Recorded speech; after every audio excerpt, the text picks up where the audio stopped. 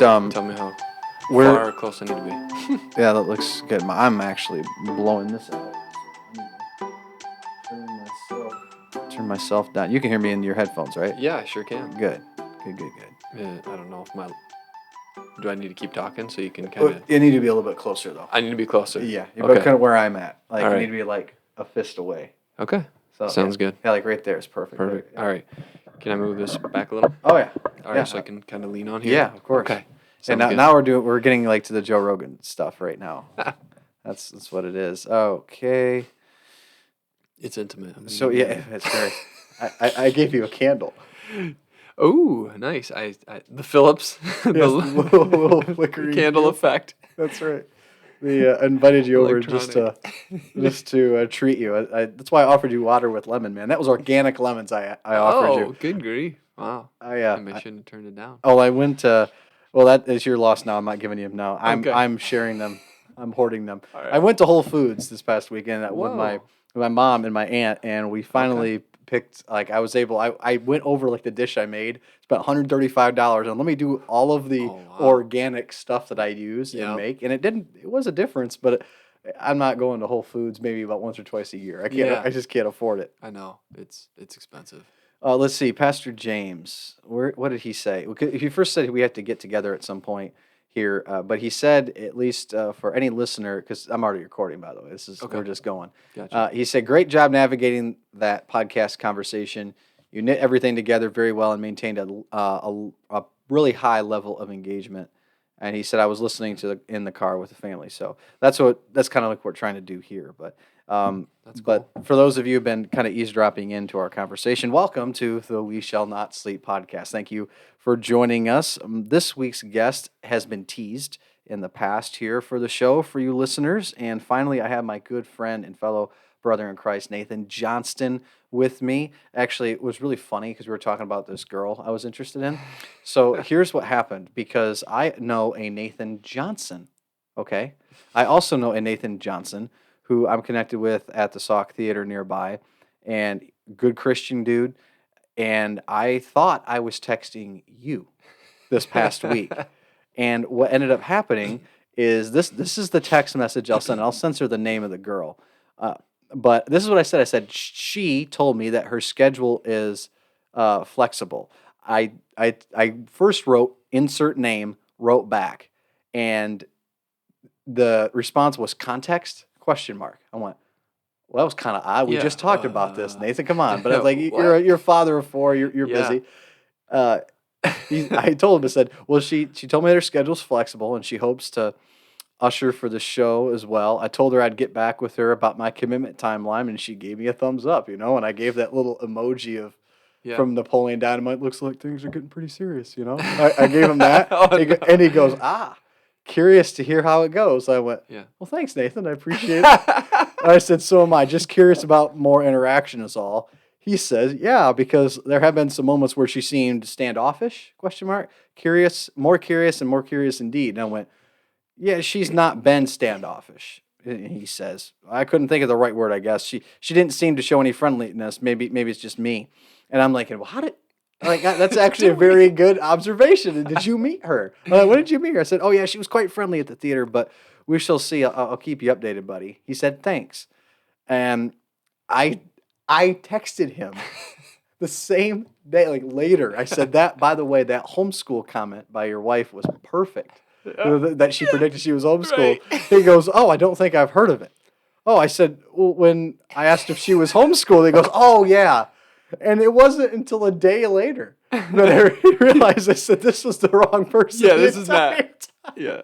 And he said, oh, no problem. I says, I don't know why I didn't question it. Like, what are you talking about? He's like, he's just agreeing with you. Yeah, he's like, oh, that sounds great. Sure. Man. Yeah.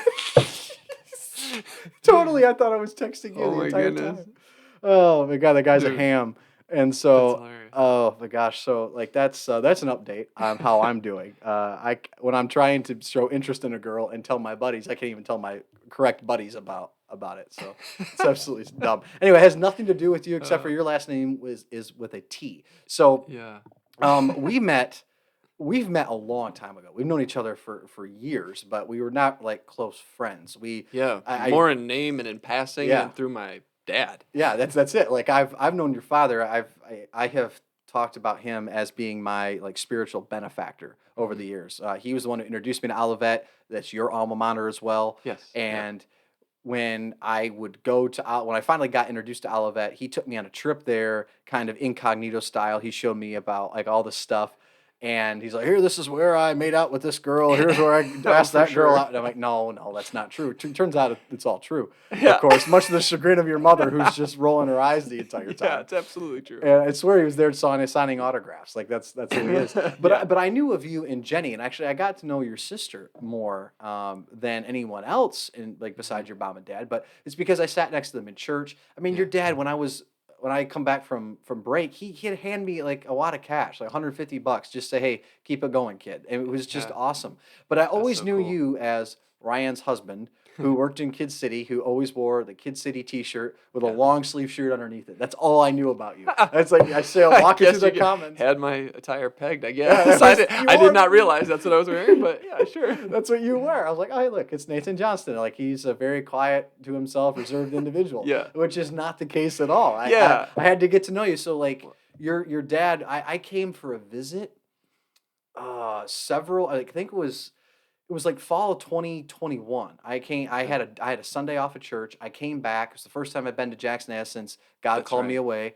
Yeah. And your dad said, "Hey, we can have brunch every Sunday. Why don't you come over? Gail cooks." And I initially said, "No, that's fine." But then I'm like, "You know what, Michael? Don't be an idiot. Go." And that's Sure. when you and I like we actually Yeah. were able to My have like parents are great. a great So, and then conversation. we just happen to be there as Yeah, well that's because right. we go every week and Yeah, eat. I was like, Chow "Oh, down. like what It's are my you guys doing mom's here? I know it's your fixing a parents." feast. Yeah. So like that's how we got to know each other, and that's developed a friendship Yeah. ever since, like a deep, abiding friendship, something I Uh, never expected. So but the one thing that I guess I've assumed, and this is a question I always ask everyone who's on this podcast, because I think it's beneficial for Christians to share this with each other. mm, How even it doesn't even matter if you were raised in a Christian household or not, yeah. but how did you come to know Christ? When did it become like real for you? Not just something you were raised with, not your parents' religion. Like Mm. what was that like for you growing up? Yeah. I know a lot of people do have some traumatic, experiences. And I definitely had like some church camp experiences which were phenomenal, right, at Mhm. Indian Lake Nazarene campgrounds. Went there every year as a kid, and definitely had, always had a soft heart, responded to altar calls and things like that. I can't remember one specific moment. I was raised here at Jack's Naz. um, we were on the east side of town, and yeah, I just remember at one point, I want to say I was turning 12, I believe it was. Um, and I remember learning about baptism and what that meant and what that was. And I was like, I want that. And I'm ready to commit. I don't need to. And so, and at the time, Pastor Phil Stout was our pastor. And so he brought me in. And then I think there was a couple other younger uh, teens or preteens that were learning about baptism. So anyway, went in, and we each individually sat down and had some like a talk with them and what it meant, and he wanted to make sure we were doing it for the right reasons, of course, and if we fully understood what we were doing. And I was all in. Yeah, yeah. I was, and so I was like, absolutely. So I got baptized at the old church on Higbee Oh Street wow. with Pastor Phil Yeah, when I so was like this 12. I was gonna say, what year would that have been? Oh man, I was born 79. So Okay. I mean, 91, 90. 92. Yeah, exactly. Okay. Yeah, 91, 92. It was So before I was born, so it's not something I remember. Not to just throw yeah, that out there. yeah, for sure. So I would say I do have that memory. Always being raised in the church, always going anytime the doors were open, Sundays, mornings, evenings, Wednesday evenings, cantatas, all sorts of youth stuff. Just it was just my thing. I just wanted to be close to God. I loved him. I loved the people of God, and our church was fantastic. So yeah, I think that would be the moment that would stand out to me. But just always being raised in the church. So I did not have ever like a walking or falling away, so to speak, and I didn't have some miraculous. It was by the grace of God, through the blessing of my family and the church, that I was kind of always held tight and close and didn't stray, and so just really, really fortunate. So yeah. I mean, Uh, that's I can relate very very much to that, and I think that's a beautiful thing. I mean, we Yeah. going to Olivet, you hear about the people are like, my I'm an orphan, I was a former drug addict, and Yeah. Jesus turned me around, and it's like, how do you follow that in a I small know. group? But that's very similar. I was baptized by Bryce, Mhm. and I was probably 2006, 2007. Okay. And yeah, it was really empowering because I know my grandmother there, who was a Catholic, she came to the Protestant service. That Wow. was really cool. I'll never Fantastic. forget that day. But very similar. I mean, I went to Jack's Naz, baptized there. I was raised in the church, never questioned it. Went to Olivet, that only strengthened my regard Right. with my faith. And now I'm a pastor. You still serve, volunteer in the church. So that I was like showing people that like it's not like the people I think who have the same type of story, same testimony, same Mhm. faith journey. I don't want those people to ever feel discouraged. Like that's probably most of Christians out there, I would say, or Yeah. at least half that were like, yeah, was raised in the church and I never left, and that's great. I mean, that's what we need. We need those type of Yeah. people who are willing to stay And and build. I remember, you know, in some settings where a similar question was asked of me, and you're in with mixed company in terms of background, and they have powerful stories, and they asked me, and I shared, and they were like, "I wish I had that story."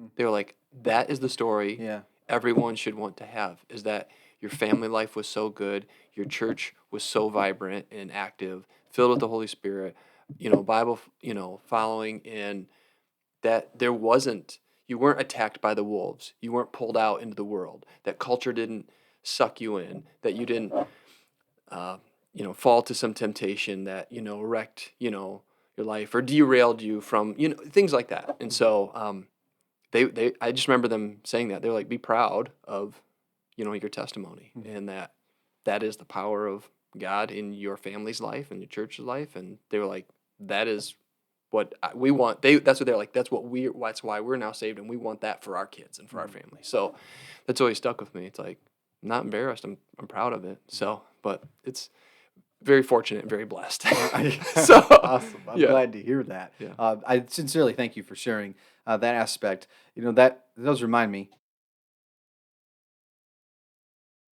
It reminds me of when I first met you to actually have a conversation with you, sitting down over a meal, which I always love, so intimate. Like I love sharing meals with people. It's one of my favorite things to Hmm. do.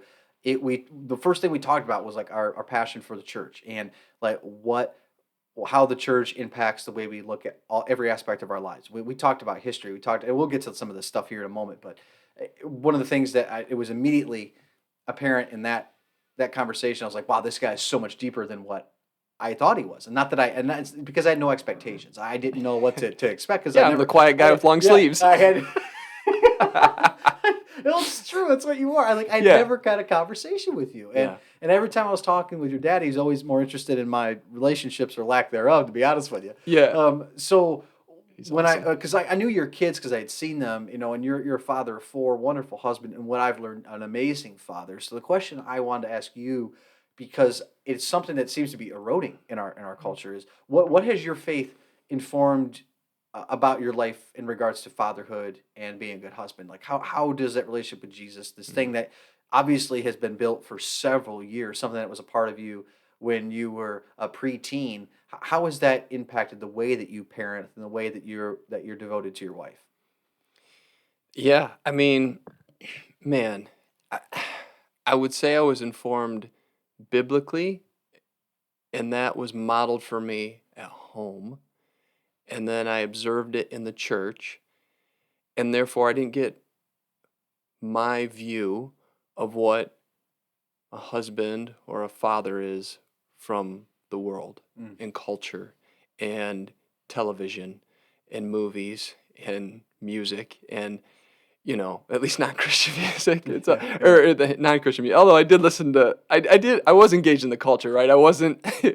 You said homeschooled. I was not a homeschooled kid. I listened to rap and hip hop. And watched movies, and I was fully aware of what was going on in the world. But I, I think it worked. right? And so my experience was one of a high level of love and a high level of authority or discipline or biblical values. And so, I'm not sure that mixes in the current culture. People, I think they have a high value of love, what their definition of love is, and a low value of the Bible, you know. Mm. Yeah, that's a very good distinction. And but I look at people and they say these things, um, but my background in school is counseling and psychology, and so I was taught to always note the discrepancy, whether it's what someone is saying or how they're behaving, what the outcome is of their life. It's like you're saying this, but you're not getting the outcome you want. You're not content. You're not joyful. You're not happy.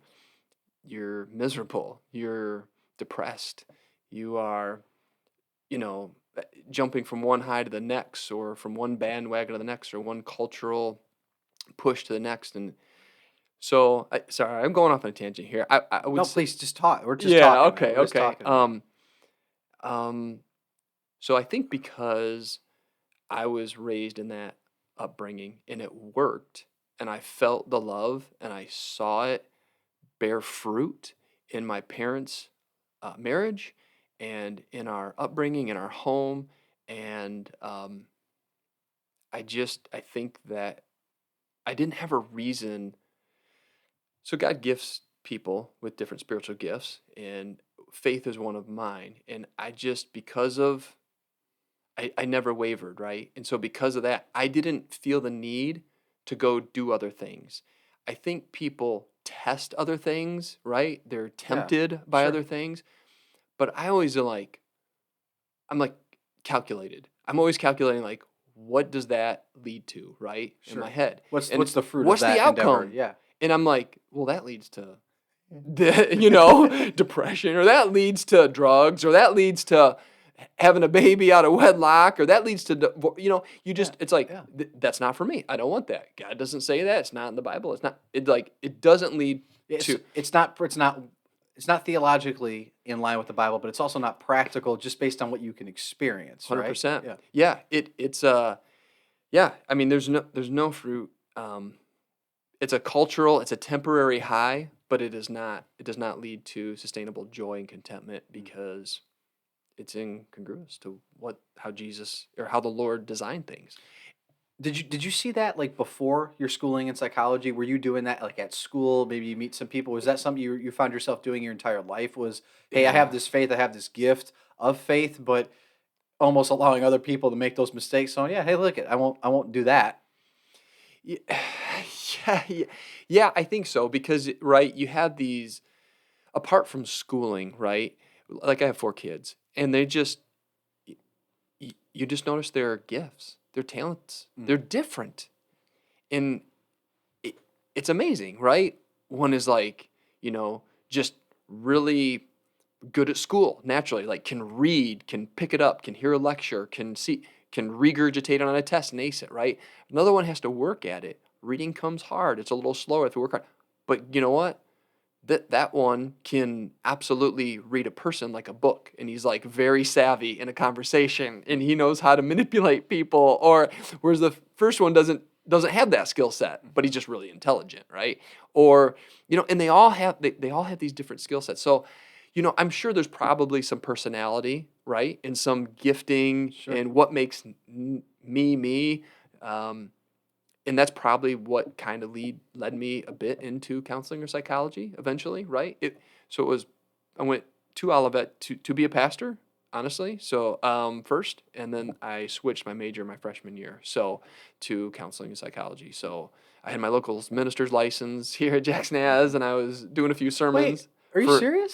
for Ken Garner and youth group and all I had that. no idea. And then I was a religion major, youth men, and then I switched. I mean, I prayed a lot about it, and sought counsel from people I trusted and loved. But I just, for whatever reason, um, I still always had this desire to do ministry, but I felt like maybe God was going to use me as a Christian counselor, right? And that became the path. Mhm. And then after graduation, got married with Ryan, and then went back, stayed there, and recruited at admissions, and then got my master's in counseling before we moved back here. But that's a long tangent off back from the modeling and And now, parenting. and now But you're a salesman for equipment. Like, I am. I'm so not. I'm not. Yeah, exactly. So that's why I tell people like I got my degree in religion from Olivet, and that's why I'm a used car salesman. I'm just kidding. That's- yeah. So you know, um, yeah, I saw that behavior, and it led to fruit, and it was a joyful upbringing. Um, they're yeah, intertwined. yeah, it's like Yeah. this is working. Why would I want something different, Uh, right? Yeah. Well, see, And it's that's interesting fulfilling. because that's natural. I mean, greed is the number one sin. That's like the most talked about like Mm, warning in the New Testament. Jesus talks about greed more than anything else, but okay, I think a lot of that's sure. born off to like born after the idea that hey, the grass is greener. There can be something better out there. I haven't tested those waters, so you never know until you try. I mean, that's a basic like Americanized. Like that's like entrepreneurship. That's going out on your own, Yeah. pulling yourself up by your own bootstraps. That's almost. I mean, that's almost in our DNA as Americans. So for you to not do that, was it just because you saw people screw up so many things, or I mean, do you think you would have wondered or wandered away maybe for the faith due to your wondering if you didn't see people actually try something different and go, oh my gosh, like, because some people are so insulated from that, they're so Hmm. protected that they Yeah. never get to see what other people live and like what those consequences are. Sure. Um, I had a couple thoughts run through my head there. I definitely had. I mean, you saw it all, right? I mean, went to public school. I mean, you went through life. I mean, you know, I saw what a bad home life did, or what divorce did to kids, or like just like everybody else sees in the whole world, right? Um, what consuming um, bad movies, bad music did to your thought process and how you spoke to people, and what you thought about all the time and what was on your mind. And then you have your teenage years, and you're dealing with hormones, and then people having sex before marriage, and just all these you would see all these temptations, and all this sin led to devastation, and I didn't want the devastation, and so I was never tempted to the not that I wasn't tempted, right? So it wasn't enough for whatever reason, and I'm gonna give credit to God and the Holy Spirit and somehow keeping me, because if I wasn't a Christian, absolutely I would have been, you know, when the and when I was like 12 years old, and I dug a little bunker with a buddy and made a little fort, and he pulls out cigs and offered me, and I would have jumped at trying it, but I was like, no, I don't want to. They smell terrible. I was like, Yeah. they're terrible for you. I don't want, and whatever that sin was, the temptation, I totally would have jumped at that. It's only because my faith, and um, I don't know, just people was always like, you're even some of my friends now, who I have lifelong friends who went to church with me, who grew up with me, and are out in the world. They're like, they're like, you're the real deal, Nate, or like you're zealous, you're still passionate for the Lord, you're like serious about it, like you still pray, you still read your Bible, you're still. I'm like, As if it like wears off over time, you know? right, right, and I'm like, how could you not be, right? I mean, this life is not my own. This is the Lord's. I'm just a steward of, well, Pastor Phil always said, time, talent, treasure. You get those three things. You're not guaranteed how much you're getting of those three things, but you have those three things. And you're to be a steward of it. And it's God's gift to you. And then he gives you talents to use them, right? And that's how I see it. It's like my life here is a gift, and when I die, it's gain. I'm going to heaven. And I think I think this all the time. I was reminded every day during COVID, right? I was like, we're gonna die, people. Death is undefeated. Yeah. I mean, Yeah. unless you're Like it has one loss in human history, and it right, is Jesus. I mean, right, it's his one loss. absolutely. But it's like, I always think of like the military movies you watch and the great speeches before they go into war. And they're like, you need to understand one thing right now because they're freaking out and they're so afraid, right? Right. And it's like, you're already dead. This is the message, people. Yeah. Like, you need to understand you're already dead, but just your body. Mhm. That's Eternally, you're going to live. And do you want to live in heaven? And do you want to live for forever? And do you want to, live in perfect relationship and joy and contentment? Or do you want to go to the other place? Do you want to choose your own path, right? yeah. And And oh my gosh, choosing your own path. I mean, I've had you and I have had a pretty good life, and I'm thinking, I haven't had to struggle a whole lot, but just all of the time, talent, and treasure I've been given when I've tried to control my own life and how mm, woefully short I fall of my own oh, expectations when absolutely. I'm trying to do it myself. Yeah. Like, well, whether it comes to relationship or a career or just my own happiness, it just flat on its face. Oh, Like, I 100%. just like it was futile. Mm-hmm. And by the way, just to clear up something, a homeschool comment that I was mentioning your wife made.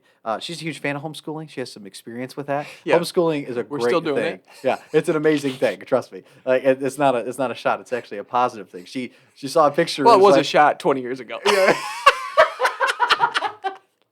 Yes, we laughed about that. Seriously, for you guys, like if you could have the Sunday like brunches that I have with Nathan and his family, you guys would be so spoiled. We do nothing but laugh. How tall is she? 6'2", Yeah. right? It's six, She's 6 foot. no, 6 foot, a solid 6 foot. I can't believe it. Yeah. Oh, that's a big inside joke, everybody. But I I fall so short of my own expectations, and I've had a good life, and I'm like Yeah. I'm starting so far ahead. So yeah, Yeah. I that's hilarious that you bring that up. Yeah, you're already dead, gentlemen. Yes. Just accept it. Yeah. They That's say that before all the battles, yeah, right? yeah. People are shaking and sweating and that's what they say. And so, I mean, you're already dead. And it's like it's the same thing for COVID. It's like Yeah. you're already dead. I'm not saying you shouldn't be cautious, right? And you shouldn't be courteous to people that had all of that, right? And so, and absolutely to the point like that you said,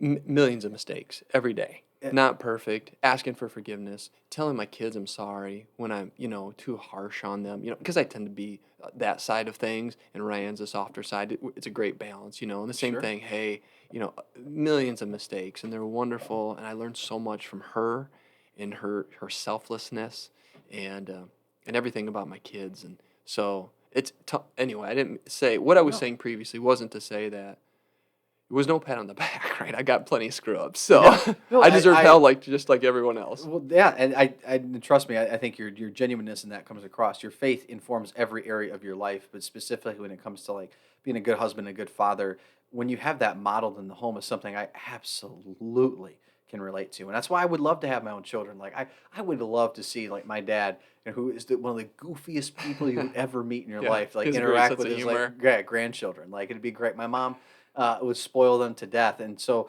I've for been sure. blessed to like this is what's so cool because I've interviewed Pastor James, Mike Perry, Yeah, like guys that like other people I know who are 10 years older than me basically, yeah, 10, 15 years older, who are amazing fathers.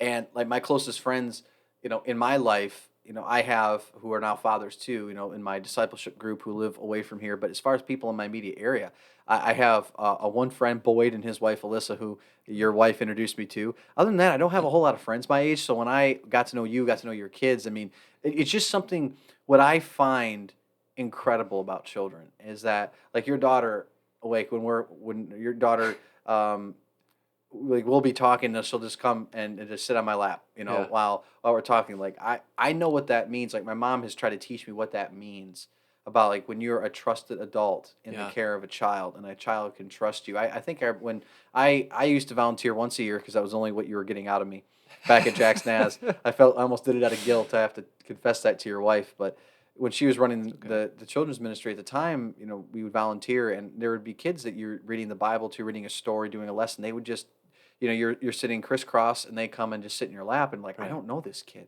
Yeah. like why does this kid trust me? It's like it's an amazing privilege. And so having that modeled of like how do you responsibly interact with children, Mhm. especially nowadays, my goodness, um, is something that I am so grateful to you for, Hmm. because it's not just one person, it's several fathers that I know in my life that, like, I know if I have children, I can go to you advice. I know that I see how you interact with your children. You just said that you were a little late tonight because you had a long day at work and you wanted to be able to just spend a little bit of time with them. Sure. I mean, Yeah. heck, for me, it's like, we'll just cancel this, man. Spend time with your kids, but like, I know what that means to you. And so I want the listeners to know that I'm blessed because I actually have people in my life, and I want them to tell them about their story. Like, why is it that this works? And so, thank you for sharing that. And by the way, I think your point about COVID is well taken. It was a reminder to us Americans that we're fragile. We do Yeah. everything in our society to pretend that death doesn't exist.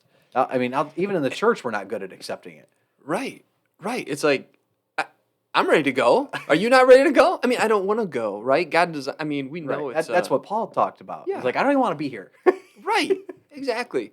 I love it, and I wanted it's fun, it's beautiful, and God created it, and it's wonderful. And we know that death is not natural. It's not what's supposed to have happened Sure. originally. And that's why I was like, I don't know if you're an atheist. Like how can you you can't make it's just crazy. I don't know how they process these things. But yeah, I mean, I'm ready to go. And so people were flipping out at COVID. And just all the time in general. It's like, really, you hold your life that close? I mean, it's like Well, if it's this is all that it is, then I exactly would imagine. right. But it's you're not saying that to No, say that we shouldn't take full advantage of the gifts God's given us. It's just a right, different perspective on this. Is this place is not our home. This is only temporary, even right. to those who are suffering. As my mom has told me when Mhm. I have been sicker than a dog, praying to the porcelain gods because I'm so sick. She always says, "This too shall pass." Yeah, And it is a reminder, no matter how bad you might feel in a moment, it's not going to be forever. And that's easy for me to say versus people who are going through like serious diagnoses yeah. of illness and Oh my stuff. goodness, yes. The hope that we at least have with 100. Jesus Oh is yeah. that it's temporary. For the people that don't, I mean, that's where I kind of the fallacy with people like, well, it's like if God is good, why is there evil? That type of argument always falls woefully short Yeah. because if you erase God from that argument, all this stuff is still happening anyway. So what are you really angry at? Right. Like I don't like I understand if Oh, you're like people are the gonna be nice all of a sudden? yeah Nope. exactly no exactly it's like the ideal that you think could be yeah it could be that way but that's not what reality It is. will be if you want Yeah if you want to go to heaven. yeah exactly so I take your point well. One of the things that we that we talk about a lot in our conversations. So like we both care about our health. We both Yep. we've worked out together. That's another thing that Yeah. bonded us is that I have somebody to work out with. Some health nuts here. Yeah, Yeah. and you're 15 years older than me, and Sure. you are in better shape than most people half of your age, and that's Okay. what's amazing. And so through our zone 2 running, maybe I haven't swam with you because I'm not a fish. I can't keep up with you there. I think really the most impactful things is enjoying your hot tub. I think that's probably Awesome. I think there's real biblical fellowship. I think we need to practice more of We that. do need to do it more, yes. But playing basketball in the Fun. mornings when I'm feeling up to getting up before 6 a.m. We have developed a bond, and through that, a lot of the conversations we talked about. Some of the things, just to name them, lost civilizations. What's happened to Oh that? man, I love all the weird Yeah, stuff. biblical history. Some, I guess, what you would call conspiracy theories. Yes. What 100%. what is flat Earth about? What is that conspiracy theory about? Yeah. What is space? How do we view what space is?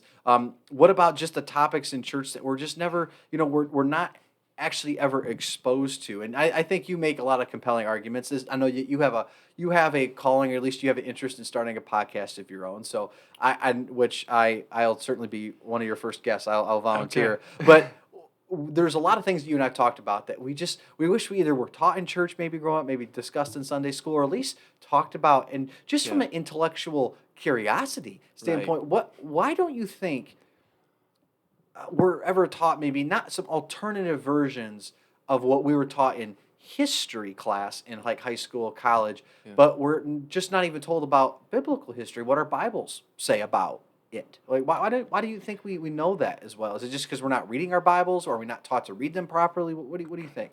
I think this is our current, 2024 Americanized Western culture that's influenced postmodern thought.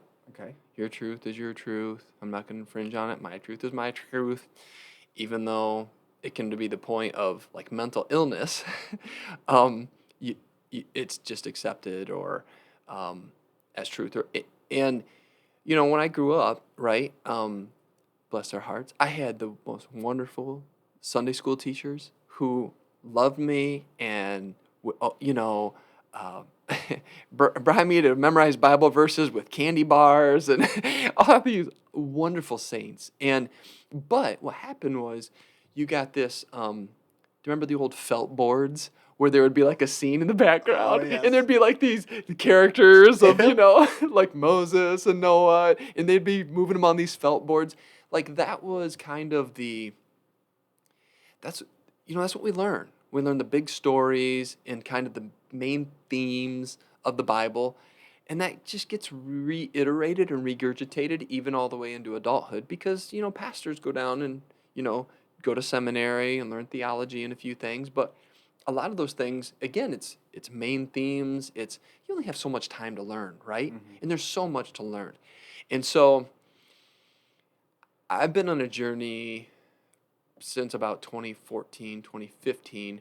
I was in a small group, bonfire small group that we had, and we were just kind of being real with each other and praying and just we'd take turns bringing Bible verses and messages to the group and things like that. And I just remember getting to a point and praying. I was like, "Okay, Lord." I was like, this is a pretty American and Western viewpoint I have here." And I said, I've read the Bible multiple times, front to back, and how does revelation occur? How do we get to the point from today where we're at?" I was like, "Things are pretty good." Now I live in America, and I've been to Haiti, I've been to Mexico, I've been to some places, third world countries that are it's not good, right? Haven't been to the Middle East, haven't been to China, but where there's persecution, like serious, you can't have Bibles, etc. But I'm thinking if we wanted to, we could cure world hunger. The first world countries don't care.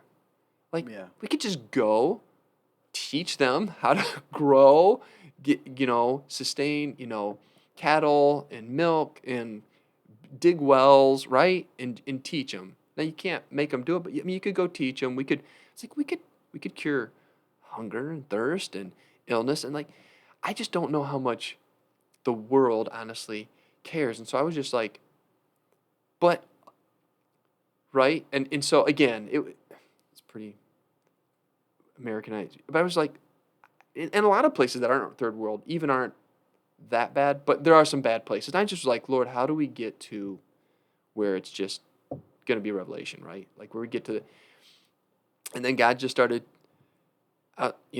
taking me on this journey, showing me as I just was doing Bible studies and readings of how it's going to be. And I think the current culture looks at the Bible and thinks, and that's how this postmodern and Christian, it's led to this whole movement of deconstruction of faith. There's a huge movement of people that are just walking away from the faith, walking away from church, and deconstructing what they believed.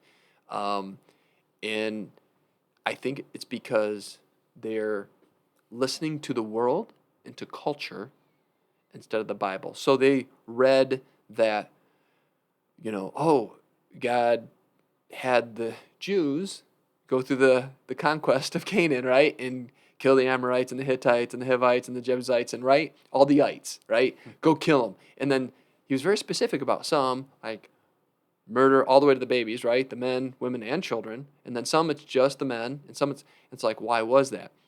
Well, and then you have people thinking, well, why did God kill everyone on earth at the flood, right?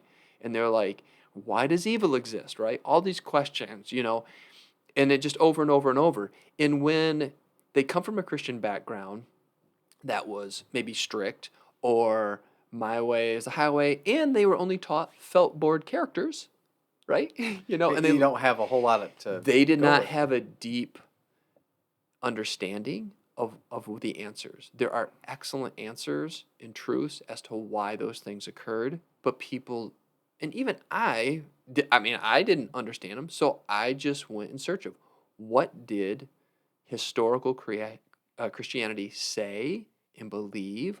What did, what did God say originally? What did, the first five Bibles, the Old Testament, the books of the Old Testament, The Pentateuch. Pentateuch, Yeah. and then what did the rest of the Old Testament say? What did the New Testament say? What did the disciples say? What did the fathers, you know, um, that came right after the disciples? What did they write? What did they say? What kind of material were they reading? And So it's like this was born out of this was all born out of this 10 yeah, years ago of yeah, wanting to get outside of this westernized understanding yeah, of the Bible. So yeah.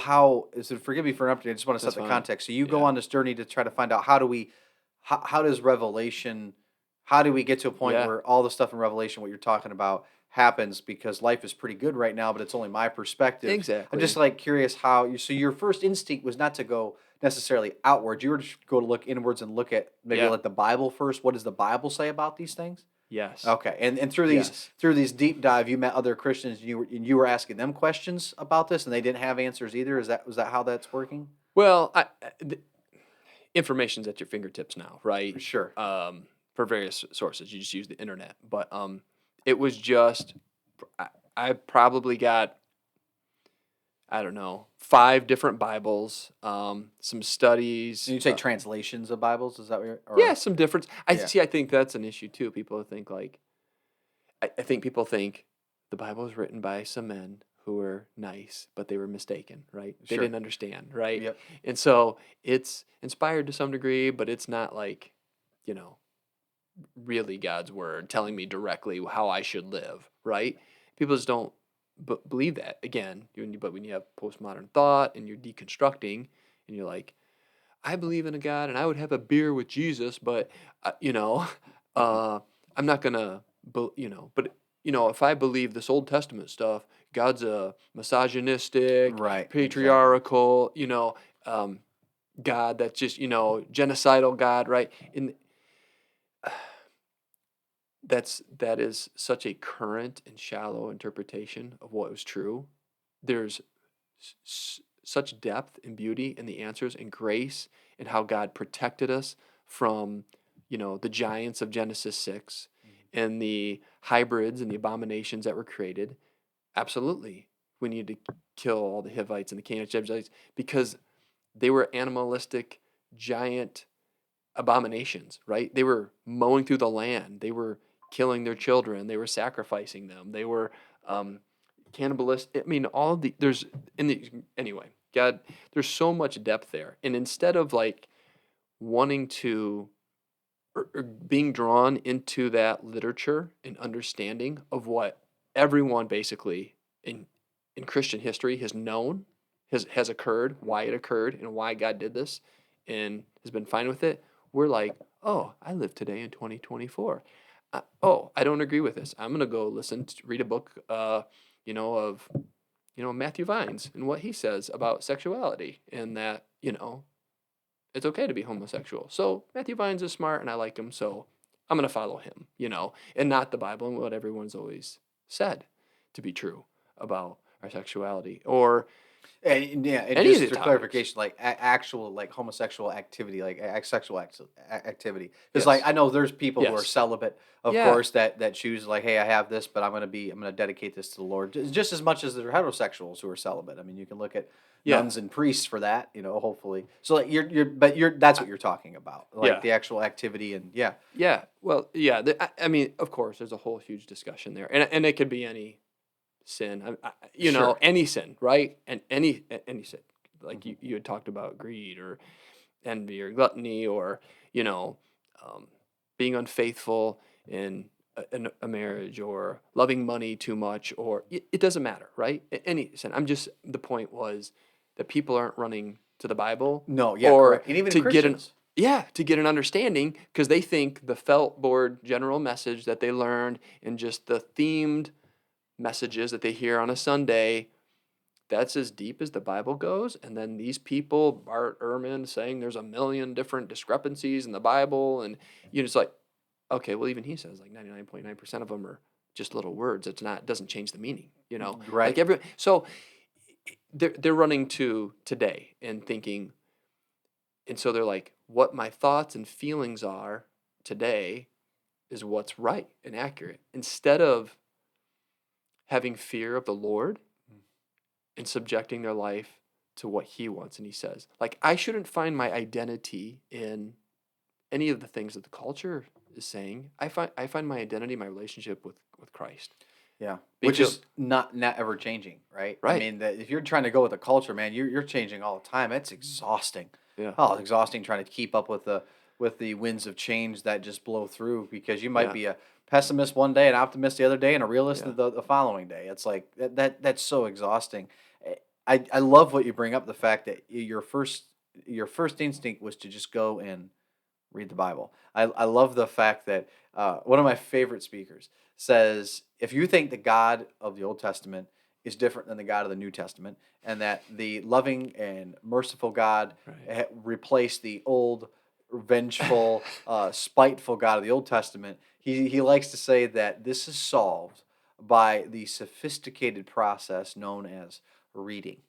All you have to do is read it. But Right. no one really likes to go and read, First Chronicles. It's Right. not the most popular thing, but what you do Right. is you get a history. It's not Yeah. again, it's not Lovecraftian in its prose, for example. But I have a bookshelf right over here to your left, my right, and that's full of a lot of the books that I got at Olivet. And last year, I had a couple who got to know me from the theater, and they asked me, "Oh, you're a pastor." It's like, so what books do you reading? And I said, on rotation, it's about 66. And I said it's not because I like to demonize the books that I have. I said I have a lot of commentaries that inform the Bible. Mhm. My favorite book outside of the Bible is the Pilgrim's Progress, which is a allegory of the Bible of the hero's journey of a pilgrim named Christian. And what I love about it is I want to know the Bible better than what I know a book that talks about a Bible. Yeah. But those books that are written by these not scholars, but they're pastors, and I don't mean to demean them, but they're written by Sure. pastors, and it's about, they might inform one passage of scripture, but otherwise it's just their testimony. It might make you laugh. It's 150 pages. It's a New York Times bestseller. Yeah. First, Second Samuel, First Saint Kings are not going to be New York Times bestsellers, Right. but they are in the book that's the most widely distributed book in history. Yeah. That is the Bible that we know, the Christian Bible, 66 books. But it's all right in there. I mean, the fact of the matter in Nineveh, a city of 300,000 people, it was the greatest evangelistic mission in history Yeah. done by Jonah, and he is pissed that God's going to forgive him. Yeah. Like the He was so biggest mad. evangelistic mission in the world history documented is the guy saying, God, you're wrong to forgive these people. Yeah. They deserve to die. Right. And they repent. And Mhm. God forgives them. And then the end of that book says, how should I not forgive them? And basically, he's left hanging with his arms at his side, looking at Jonah. And that's the end of the book. There's no conclusion. It's just the pouting prophet and God saying, how can I not care for these people? Right. And it's like the picture of divine mercy. And when you look at people, and see, this is what's funny. Frank Turek makes this argument. He's great. Mm. He talks about the fact that we are. How can God exist when there's all this evil in the world? And it's like, well, here's a story of God getting rid of the evil, but then we're mad that He's getting rid of the evil. It's like, which way do Right. you want it? Do you want the evil to exist or do you not? Right. And when people rebel and rebel and rebel and rebel, and you said are cannibalistic, they're sacrificing their infants. God has given them 3 centuries to repent. Yeah. 3 centuries. That's Right. older than our nation to repent. And He says, you know what? I'm going to give this invading force. You guys are committing satanic acts. You have been given the chance to repent. You're not. This is your judgment. God has every right to do that. Now we, in our own autonomy, hate that. We Mhm. hate that God can just do that. But Yeah. first off, the reality is without Him, we wouldn't be here to begin with. Right. And then two, if God doesn't exist, then why are you mad?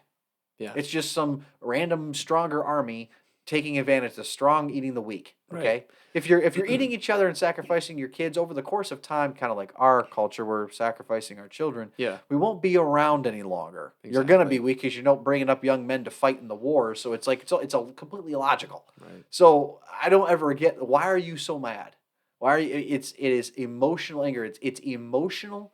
It is an emotional argument wrapped with a fake intellectual verbiage that, Mhm. and it's all emotional. I've yet to hear an atheistic argument against the existence of God, even across YouTube. All these people, and there's always undergirded with hatred. anger, Oh this yeah, idea of injustice. It's emotional. It's not logical.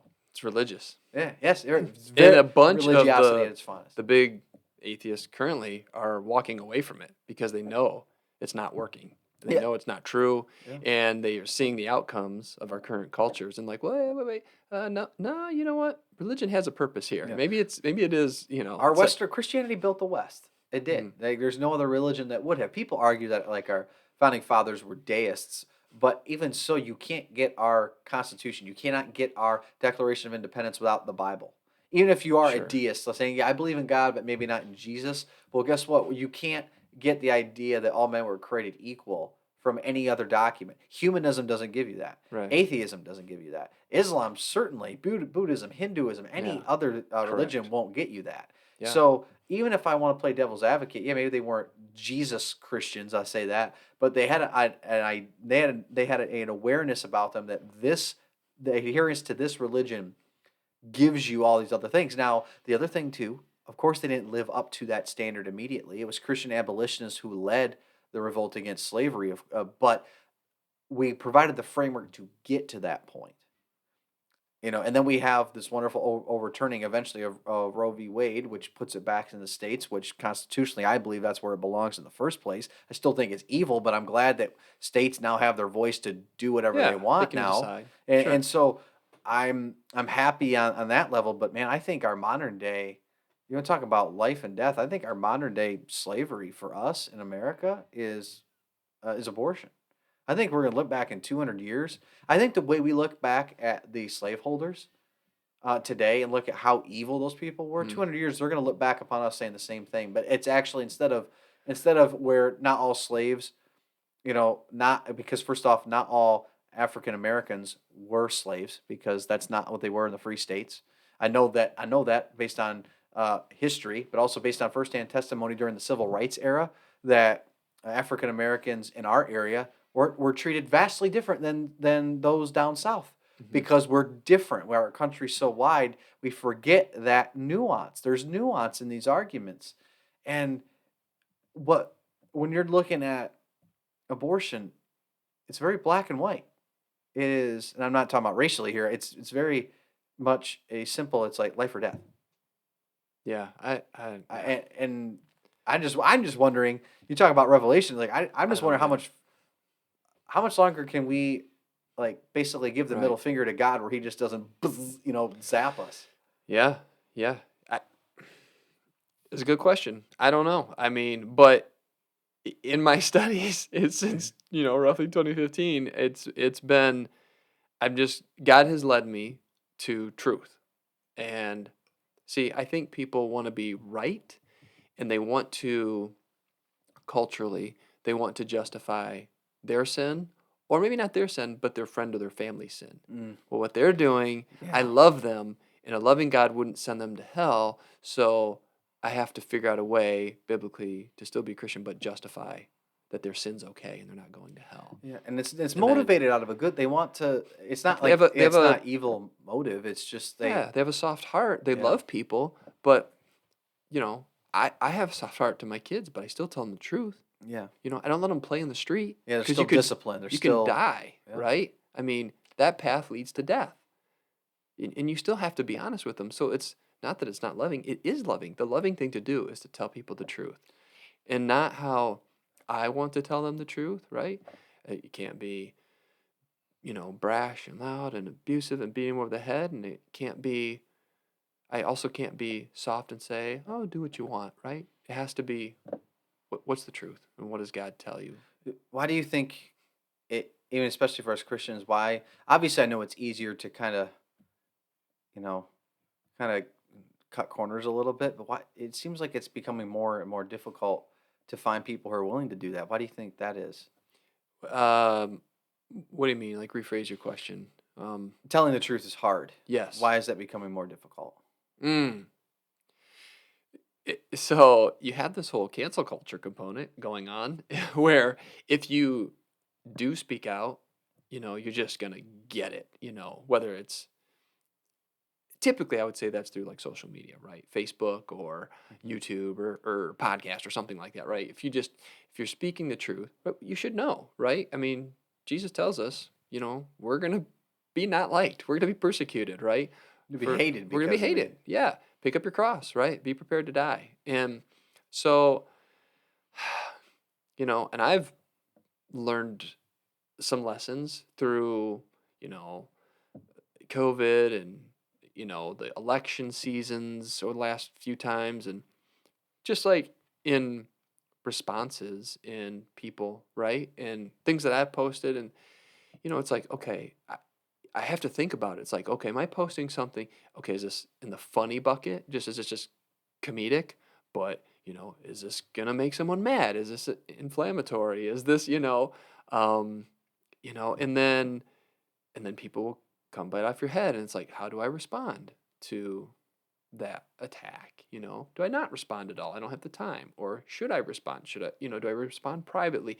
There's just, you have cancel culture, and you have people, and I've actually had some personal experiences where um, my deconstructing friends and family have, who say they're the tolerant ones, have been the ones that have really been not tolerant to me at all. And so I've had to have, respond well to that in love, even though they were in the wrong.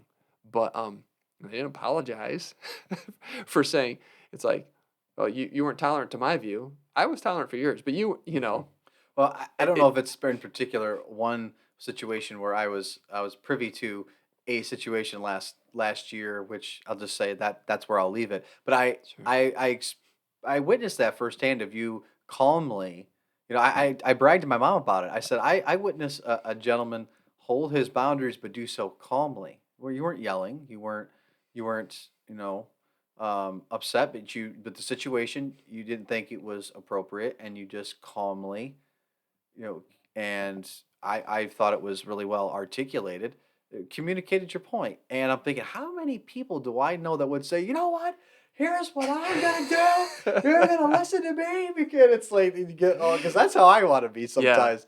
And I yeah, just thought that was such a beautiful example, especially for your family that was around. I'm trying to be as vague as possible. yeah, That was so awesome to yeah. to see. So I can understand what you're talking about because I witnessed it. I know what you're talking about. I know what I because I witnessed it firsthand. And I don't, I certainly get it wrong a lot of times. And like I said, that was the first thing I said was I have gotten it wrong, Mhm. whether it be on social media or other ways. So I'm trying to think of ways to communicate truth.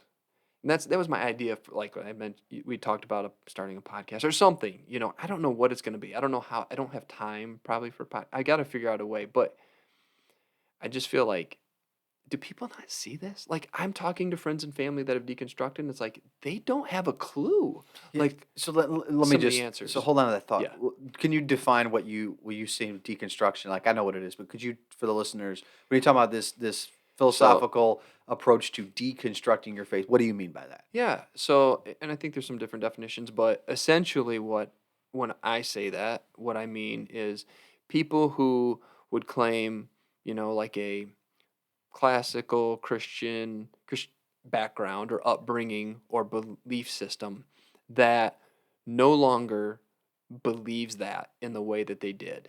And so because they've been challenged spiritually, intellectually, scientifically to believe different, that the Bible's not true, or that, you know, their friends have convinced them that a certain lifestyle is acceptable and God still loves them and they would be fine and don't want to get sent to hell, so they want to justify it, or they're deconstructing out of what they believed before to be in always growing in your faith and learning more. It is good, right? And so I'm not suggesting you shouldn't be. It's not like, hey, here's the old felt story, just stick with that on the surface level and never grow deep, right? I'm not Mhm. suggesting that, but it's like they've thrown the baby out with the bathwater. It's like we just got rid of our faith. Staying religious but rejecting Jesus and his teaching. 100%. That's Yeah. essentially what we're saying. Yeah, So you've witnessed this with your friends with and people. family. Okay. Yeah, with lots of people. And it's a big movement. I think that's why people are leaving the church, is because they're believing in science, or I would say scientism, fake science, or they were challenged, you know, that, someone pointed out, look at this. This looks like a discrepancy from the Old Testament to the New. How do you, and they're like, oh, they scratch their head. I don't know. Because that's like, I was only taught a felt board, faith. And instead of like diving in to the answer that's already been there for hundreds of years from the forefathers, in Christianity, the stalwarts of the faith, or the disciples, or Jesus himself, like they just they believe what current culture is telling them. So they're deconstructing out of that. And now some totally deconstruct from their faith and they don't believe the gospel anymore. They become atheists. They walk away from church, what have you. And others, they know having faith in Jesus and God and the Bible is right, but they have to manipulate the truth of the word to have their half truths or believe what they want to believe to justify whatever. So, And that, I mean, it is the temptation to humanism, a very narcissistic faith, especially us oh yeah, millennials, Gen Z, very much predisposed to that. And social media forces that upon you. oh yeah, It's like everything's a production, so you have to constantly be acting. Like, who doesn't like, back in the day, 10 years ago, the Vine videos or just TikTok videos? But I mean, what we don't notice is that you don't notice one of the things I realize is like how good young people are at acting in their own videos, like their facial expressions, like they're really good because it's a production. And yeah, that's how you get followers is you make a really good production, but it's not real. mm, It's been edited. mm-hmm. It's been planned. It's been choreographed. It's been ran through a few times. It's Produced. memorized. Yeah, it's produced.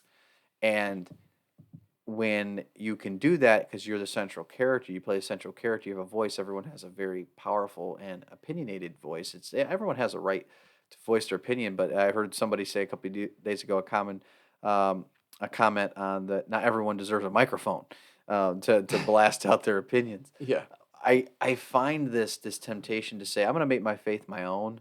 I'm going to piecemeal this together and say I'm going to accept this tenet, reject that one because yeah, it was just a bunch of old white men who put this together. It's like, no, no, it wasn't. Okay, right. even if it half of that was true, it wasn't white men who put it together. Um, so Right. I find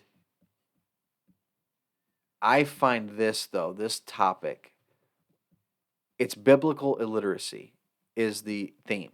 Mm-hmm. Well, whose fault is that?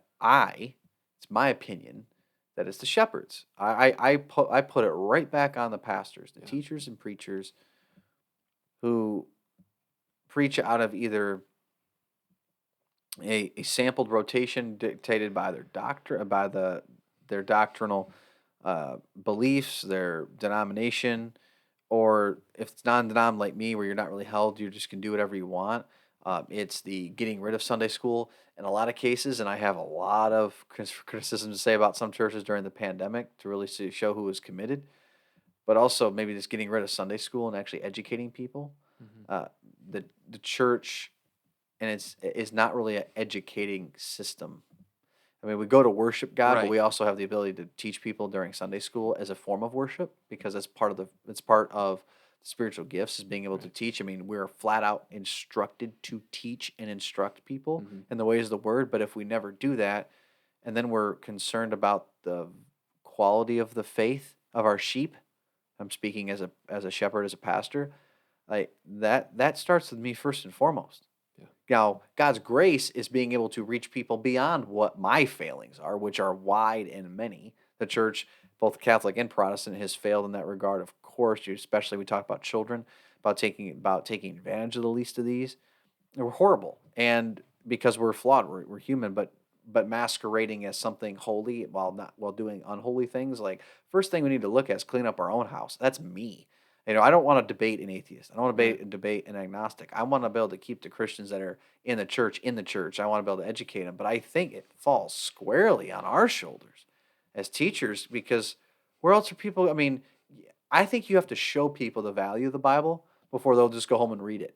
Well, how do Sure. you do that? Well, let me show you by how I live my life. Yeah. And I want to tell you how enthusiastic I am as a pastor about this thing. So we're going to talk about 1 Chronicles 7, for example, today. Mhm. Yeah, guys, like bring your pads and paper to the sermon. We're going to learn something today. Yeah, I'm let's going to show break it you. down. Yeah, and not shy away from homosexuality, abortion, adultery, divorce. Yeah, How about that one? That affects absolutely. pretty much everybody based on Money. statistics. Yeah, we're going to talk about the problems with greed and money. Let's dare I say bring up pornography, which affects most people in this country now.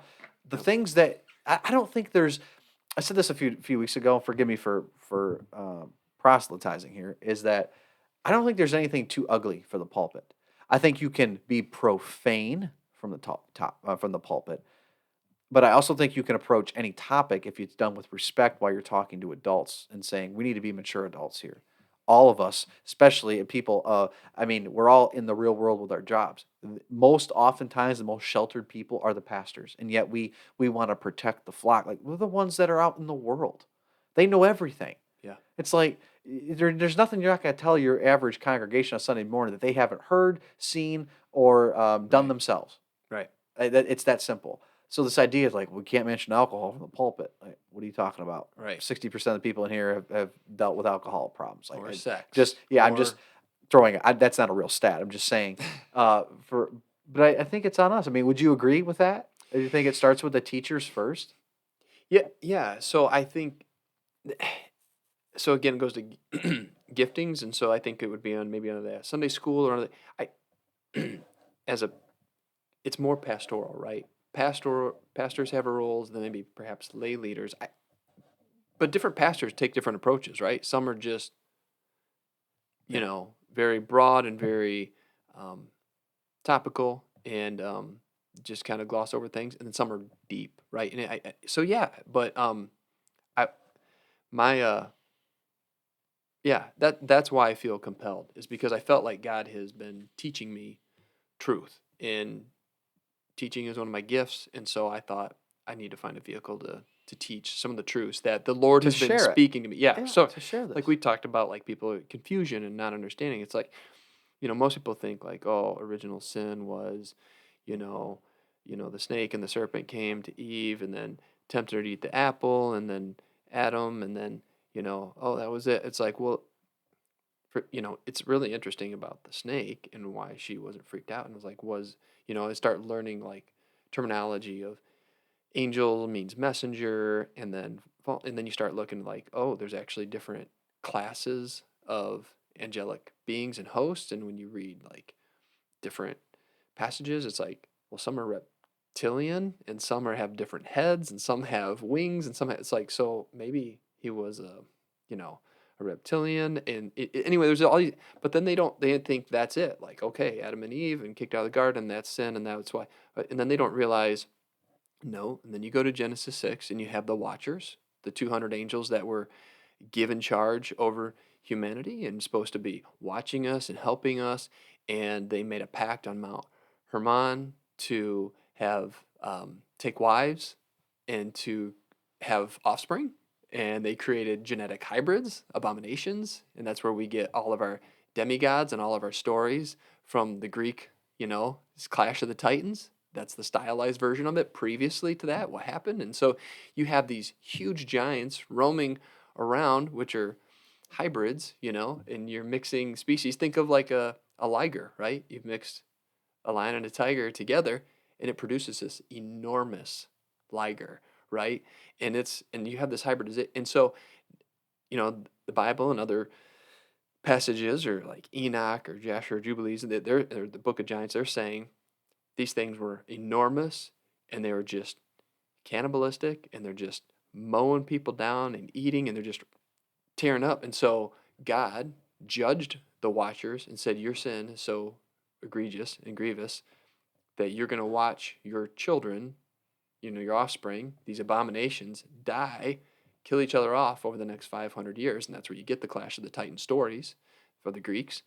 And then they were bound in Tartarus, the lowest level, until to be released at a later time. And you're So, referencing the book of Jude there, which yeah, mentions that. So you mentioned the book of Enoch, which is not in our canonical Yeah, it's not 66 canon, books, but unless it you're an is, but it Ethiopian. is, yeah, it's But referenced in yes. it's referenced and quoted in the book of Jude, Oh, yeah. and it By Paul parallels and Genesis Jesus. chapter 6. They all And referenced it yeah, and quoted it. so even so people are saying, well, if only you had like if you derived all truth from 66 books of the Bible, then obviously you wouldn't be able to learn a whole lot in school today, which is true because you can verify it with a scientific method. You can read about history, like even Absolutely. recent history that happened 2 years ago, 'cause somebody put it in a book. It doesn't mean that outside of the Bible that there isn't truth to be had about documented history. These other books that were referenced by our biblical writers, like Yeah. wouldn't you think those should be other things we could read, especially if the biblical Yeah. writers in our current canon reference something else? It'd be interesting to go learn By the about that. disciples and Jesus. Yeah, Yeah, and exactly. And I'm not saying,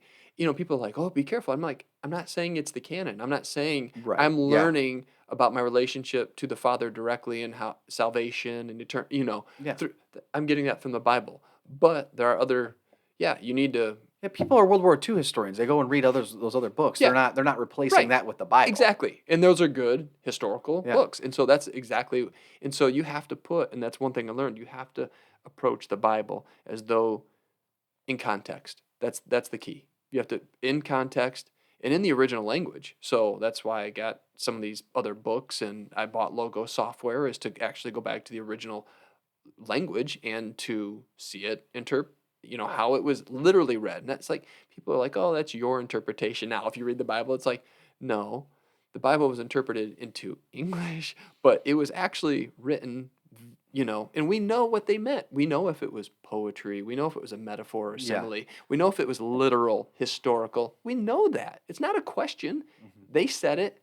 The people after them, they knew, they explained what they were saying and why they were saying it. And the people behind them knew that. And it isn't until recently when we are like, took those, interpret them to English, and then now we're like, oh, this is just a loose interpretation. We really don't know what they meant by it, or they said, no, no, no, we know what they meant, and we Mhm. said it, and it's been restated over and over and over again throughout all of history, Christian history.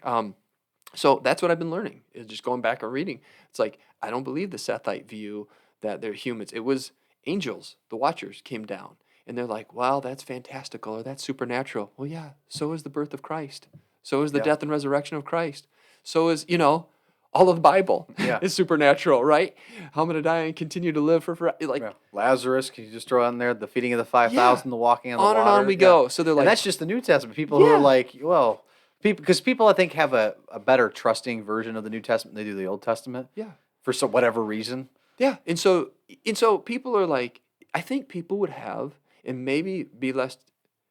I don't think the people that are deconstructing, from because I've talked to them, know these answers. They're like, wait a minute, wait a minute. There was like hybrids. Yeah, you think the Egyptians just drew like minotaurs and centaurs and like half like no, the dogmen of Moab that people went. It's in the Bible. Like read it. There's dogmen of Moab and then there's dogmen hieroglyphs all over. Like the Saint Christophorus or whatever was like a dog man who was supposed to be saved and now a saint in the Catholic Church. Like a dog. Like this stuff literally happened. These watchers came down, created hybrids, and then in these other books, they specifically say they created hybrids between humans and non-animals. Mhm. So they messed with the genome, genetics. God punished them, threw them in Tartarus. You have these people, their offspring are abominations. So that's where we get demons, right? So they don't go to heaven. They don't go to hell. Their spirits have to wander the earth from that time on when they lose their bodies. That's why demons want to inhabit bodies or animals or inanimate objects or because they don't have a body to inhabit. And so, like, these are all these things I'm learning. And then people don't realize so we rejected Christ at the garden. We rejected him at Mount Hermon and the abomination. And like that was a devastating thing from his heavenly family, but also from us.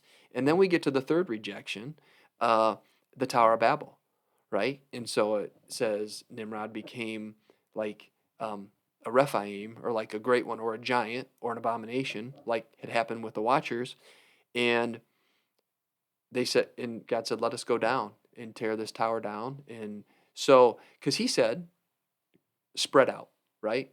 Go make the earth like the Garden of Eden, spread out, go make children and grow. And Nimrod's like, no, let's all get together here, build a city, and build it up. And he's like, nothing will be restrained from them if we don't go down and confound the languages. So that's where he gives us the 70, 72 or 70 languages. They're broken up into those districts, and God appoints, sorry, I hit the boom.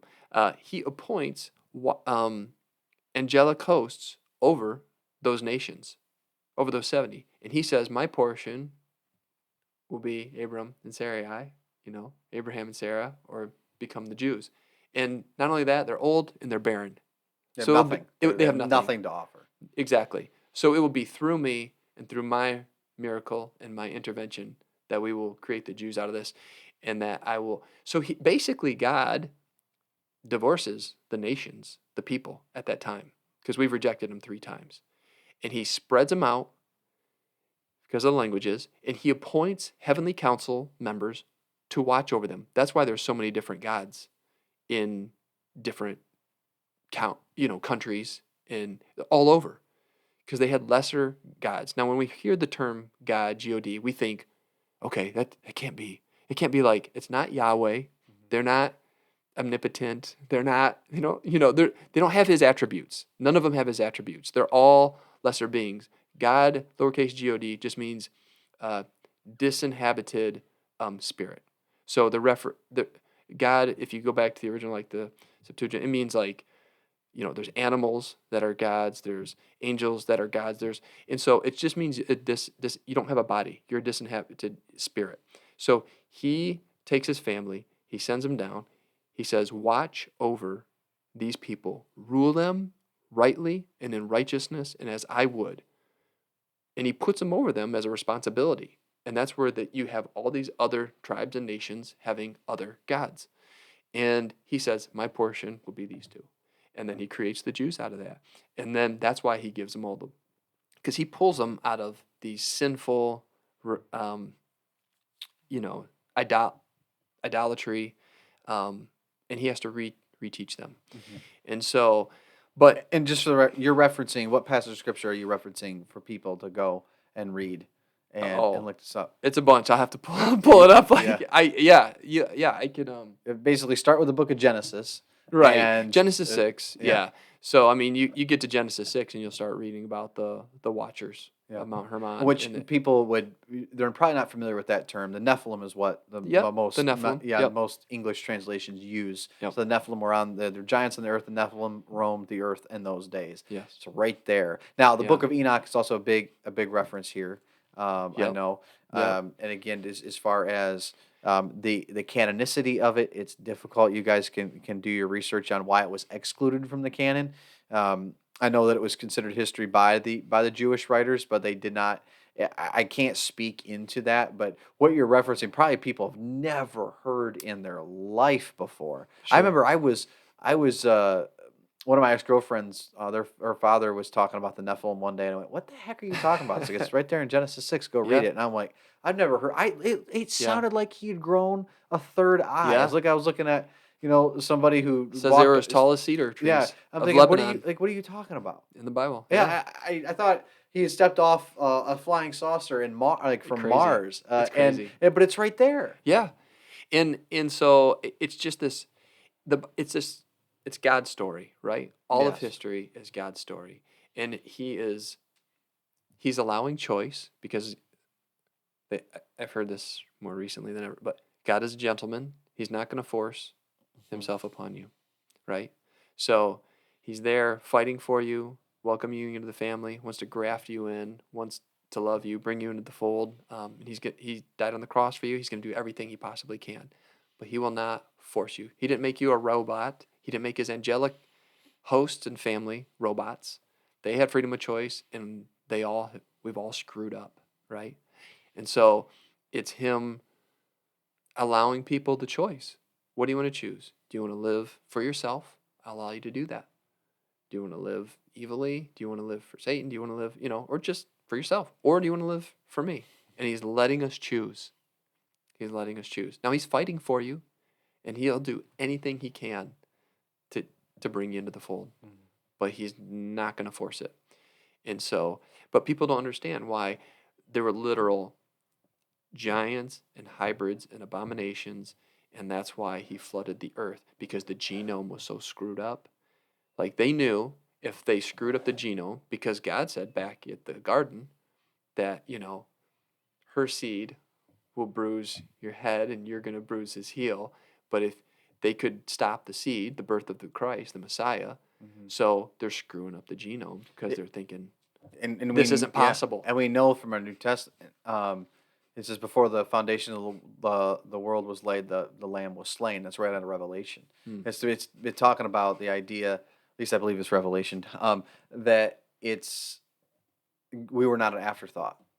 God just Right. didn't go, oh man, now I got to come up with a plan B. The plan was It- to bring us together, yeah, come yeah, down and live with us, with yeah, his in angelic harmony, host, exactly. yeah, here on earth. And that's Hmm. what's going to happen with the New Jerusalem, right? It Yeah. says the heavens are going to open up like a scroll and it's going to descend. New Jerusalem is coming down. Yeah, and I think people even talk about like the theology of angels. We don't really talk about that very often. You know, they're mentioned all like so much in our scripture, and we just kind of don't ever talk about them. We don't have a really good understanding of them, and yet what you're even talking about too is that what we believe as Christians is that we Yeah. believe God did not create out of selfishness. He did not create out of narcissism. He was already existing in a living and loving relationship with himself, and that's the Holy Trinity. That's the Yeah. Father, Son, and Holy Spirit. They're all existing as one Yeah. before. It was the Spirit hovering over the waters. The Yes. idea that, it was just let us make man in our image. That's not a oligarchy of gods. It's one God, capital G, and it's Himself being manifested. The Lamb was existed before time. The Spirit that Jesus gives after He ascends is the Spirit of God with Him. That's one of the things I love about the disciples is that if Jesus was right here next to you and me, like a buddy, we Mhm. wouldn't want Him to go anywhere. But yet He ascends and leaves. But He says, "I'm going to give you the Holy Spirit Yeah. before Pentecost," and the disciples go away more encouraged than when they saw Him. It's like, well, they must have had Him. They felt that pneuma, that wind, that Holy Spirit we Mhm. talk about. Yeah. That was all existing before all of time began. Yeah. And then God creates the heavenly hosts. He creates heaven and earth. He separates them. He brings us just out of pure love, and He invites us into a relationship with Him, but He gives us free will to be able to reject Him. But there are consequences, of course, to that rejection, because Absolutely. even if He doesn't want to punish us, we end up punishing ourselves because we We're living out of his we're design. living out of design, because He knows exactly what's best for us. Just Yes. like you mentioned earlier, a parent knows what's best for their child. 100%. And it's Yeah. because the child's world is like just so tiny, Right. and in that moment they don't see the bigger consequences. And that's I think what the people that are deconstructing, that's what they're doing. They're Mm, just looking through a little teeny tunnel yeah, in today's cultural view that's current, and they're not going back to the past. What was said, we actually know. It's not interpreted. It's not. We know what they said, sure. and it's been believed through all history. And so, in the explanation, in the understanding, is so much better. It's like, oh, God's not. He's not. He's loving. His grace. He saved humanity from these evil, ginormous abominations Hmm. through a flood because Noah's genes genetically was pure. His line was pure, and that's why they took him in. And then there was a Rephaim, not Nephilim, but the lesser versions after the flood that came back. We don't know if it's because of a second incursion. We don't know if it's because the three wives that Shem, Ham, and Japheth took in with them had some genetic manipulation, because it said all flesh was corrupt, including the animals. So Hmm. they're mixing species and hybridization, and they're doing that stuff now. Pigs, making human parts and animals Right. and cloning, and they're talking about AI, and they're talking about sentient beings, and they're talking about chips and internet and Hmm. prosthetics and robotics. I mean, And that's what we're talking about. It's like civilizations. Is we don't know how advanced society became before the flood, and they could have developed a much different way than what we have, like with a very much a yes, petroleum, plastic-based society yeah, with chips. Like our technology's basically petroleum driven. Like that's what it is. yeah, And that's not necessarily how. I mean, there's a lot of scientists now. You can look at Dr. Randy Carlson. You can look at some other archaeologists such as Graham Hancock, who talk about the idea that there was some sort of manipulation with magnetism, and frequency to be able to Oh, move large things 100, and being able to. yes. So like they suggest, and again they're not godly people, but it's funny is that I find more that these modern rejected by modern archaeologists, Right. these guys who are like basically Scientists. proving like, yeah, that sounds very much like the Bible. You're talking about a world cataclysmic, world like flooding Flood, event, the 100%. idea that there was a lost human civilization that was really advanced. That's why the pyramids, like, we still don't really know how they did Oh, it. It's yeah. like In this is describing Peru life and before. Yeah, all these megalithic structures. We yeah, can't move these rocks. We can't yeah. cut these rocks. We can't move Not with the them. precision they had. No, not at No, all. without lasers, you can't fit air through these. I mean, Yeah, they're so tight. And they're like, it looks like a kid stuck a bunch of melted blocks together. yeah. I mean, it's crazy. And so just the ability to do that. I mean, they obviously had technology. Plus, I mean, we didn't, I mean, if you look at Africa, I mean, there wasn't a huge desert there. I mean, it was different. I mean, it Yeah. was lush. It's almost as if again all the continents were together. The water came from underneath, separated Broke it up. everything. It Because did. people I are think like, how so. in the world do they have these megalithic structures like in the Amazon rainforest that mimic the style of stuff that's in Egypt? I think it Like that was doesn't like make. Pangea. Yeah, because it was all together. And And it says the waters of the deep broke forth. And yeah, I think that broke all the continents apart. yeah. And then the flood destroyed and made And wrecked Africa. So you and have you desert. wouldn't, yeah, you wouldn't find any of this stuff, man. That amount of water, that much destruction, Yeah. separation, earthquakes. I mean, we Yeah. see how much just a tsunami can do to one country in Japan, unfortunately, and Hmm. how much devastation. You imagine something that's like on that scale, but times like 10,000, Yeah. what it would do for lasting, instead of, Yep. 1 day of flooding, or one Yeah. tsunami, it's 40 days of torrential destruction. Exactly. You would never find any of that lost technology. You might Yep. find symptoms and clues. Yep. So some of the information you'd asked me one question I just didn't want to forget. So like Michael J. Heiser, Dr. Heiser, passed away a year ago. I think he had cancer, and but he wrote books on angels, demons, and supernatural. And so there's a lot of great information in there.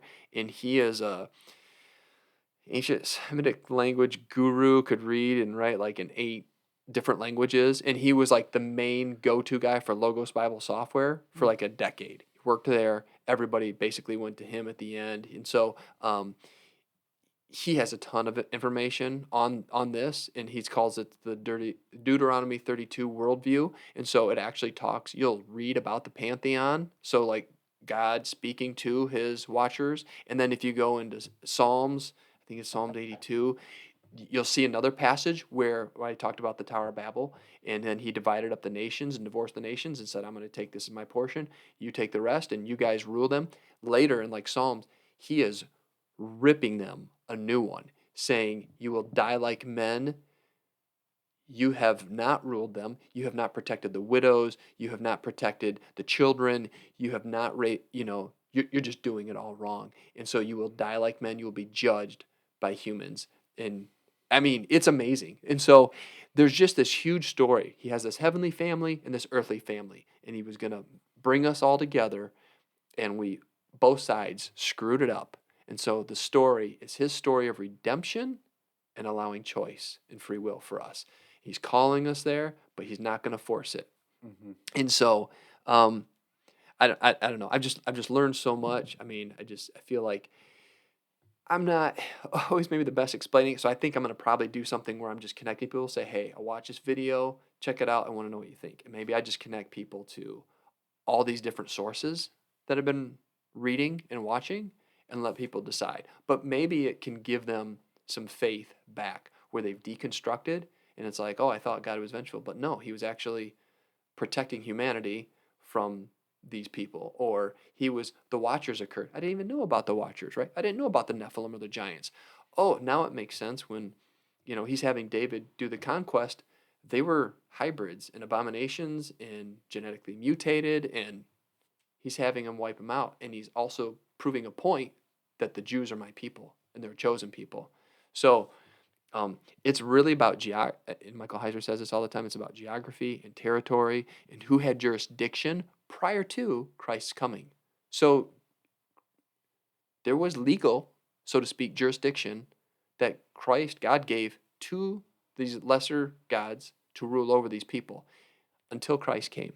And that's why he hid from them. There's allusions to the Trinity to Christ before they knew of the birth of the child, but they never would have killed him because they didn't know that when he rose from the grave as a perfect lamb, sacrificial lamb, Mm-hmm.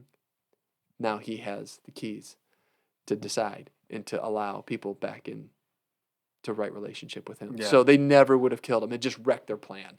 And so that's why in the Old Testament, the Son of God, the Son of Man, and you have all these illusions. He comes as an angel at times, but they tried to kill all the children, Yeah. at his birth, and they didn't. Yeah, that was succeed. their plan. They tried to There you go. get rid of him because, as you said, like the idea that it was going to set up like he's going to be an enmity between you and man. Like it's a beautiful story. I think it adds into the fact that uh, God's love outpouring to us just from creation, knowing that we're going to reject him, but his constant pursuit, like you said, pursuit, but being a gentleman, saying, I will fight to the death and go to the grave for you from the very beginning. Right. And the plan, the fight that he's fighting against. Of course, he's created everything. He's all powerful, and yet we still blame him for everything.